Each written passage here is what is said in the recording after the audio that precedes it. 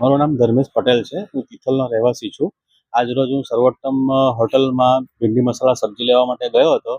તો સબ્જી લઈને ઘરે ગયો. ઘરે જઈને જમવા બેઠા થાળીમાં સબ્જી કાઢી તો સબ્જીમાંથી ઈયળ નીકળ્યો.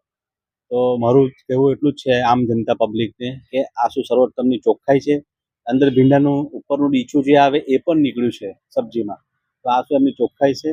માણસો આવું શું એકદમ ઈયળવાળું અને ડીચાવાળું પબ્લિકને ખવડાવે એનો મતલબ તો આવો થયો ને. એ લોકો કોઈ બેદરકારી છે આ લોકોની, સાફ સફાઈ રાખતા નથી અને આવું એકદમ વિચિત્રપણું ઈયળ નીકળે તો કેવું લાગે? મેં મારા બચ્ચા માટે લઈ ગયો હતો ખાવા માટે અને અંદરથી ઈયળ નીકળે તો કેવું લાગે? આમ જનતાને જણાવવું છે કે આજરોજ કોઈ સર્વોત્તમમાં જમવા માટે જવું નહીં, કારણ કે ચોકસાઈ રાખતા નથી.